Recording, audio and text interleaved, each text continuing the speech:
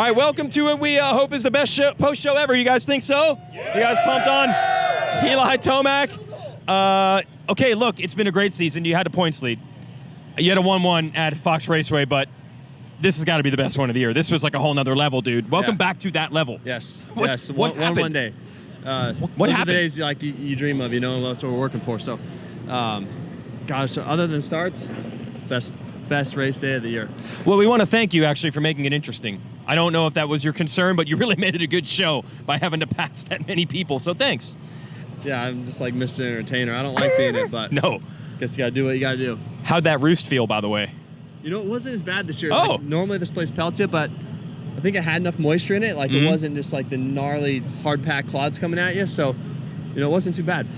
Is there anything you can point at? Did you change anything? Was there anything different today? Why all of a sudden you were just like that extra percentage point above the other rounds?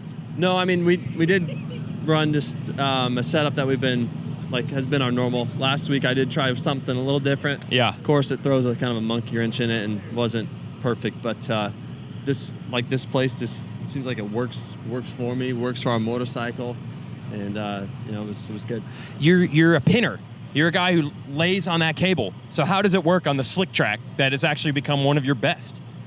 I'm a pinner, but I think I'm kind of a hybrid. Like, I do a little both. Okay. So, all right. I definitely have some feel in there too, and the way the soil gets, like, that's where you can make those passes is getting, setting up guys in those slick lines, and it's a fun racetrack. Okay, you didn't even necessarily need to win the second moto for the overall or whatever. You battled Marv. It looked like Moto 1. You fell down. Were you riding so fast that it wasn't even like a concern? Like, this is just my pace.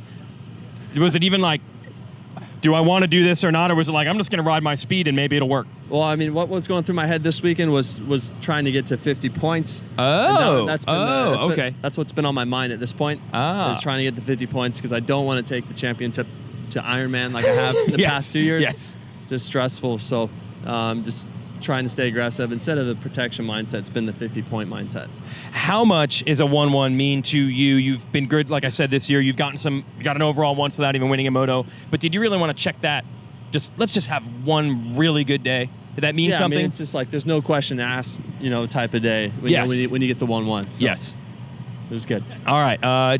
You actually seem a little tired. You seem like a robot out there, but you actually do get worn out? I get worn out. Okay. Brain gets tired. All right.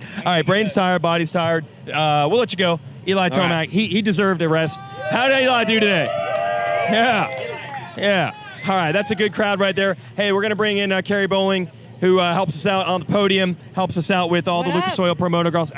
How was the crowd down there at the podium? I'm always locked in a truck. What was the crowd like? They were insane. It was probably one of the crazier crowds I've seen. I mean, look at him right now. Yeah. We've got a guy wearing a fender on his head. Yep, we got a fender. We got an American flag. And this guy, who's Eli Tomac? He's the best? He's the number one athlete in the world out of all sports. Number one athlete in the world of all sports. Hey, well, so speaking of Tomac, last year he kind of did the same thing. He did. Where he had to make all of those passes to come back and win. Did you think he was going to do that today? Look, we've screwed up. We're like, this is like a track where you really can't push it too hard, and Tomac really pushes hard. Okay, we now have to officially say that for whatever reason, this is Washougal special for Eli Tomac. Like, just forget whatever you think going in. This is his track. Yeah. And he's not even from here, but I was talking to his mom earlier. Okay. They used to come up here for a bunch of qualifiers as an amateur. Oh, okay. So you know more than I do. Look at That's that. good. Talk to the moms. What was when he was making passes, especially when he came all the way back in the first moto, in some of those valleys, it sounded loud. So what was the crowd like during the races? Forget the podium. During the races, I was kind of hiding behind the pits, trying to listen in and see what all of their mechanics were saying. All right. But they were so loud that you could not hear the mechanics. Really? Yeah, and at one point I heard one of the mechanics start laughing, and he was trying to hear into his team, and he couldn't hear anything. That was how loud it was? Yeah, and even in the mechanics section here, if you guys are looking on TV, there's not a whole lot of people. But just the fans here, I mean, they've got the bullhorns, they're screaming. I've never seen a podium where people are screaming for every single person that's on the podium.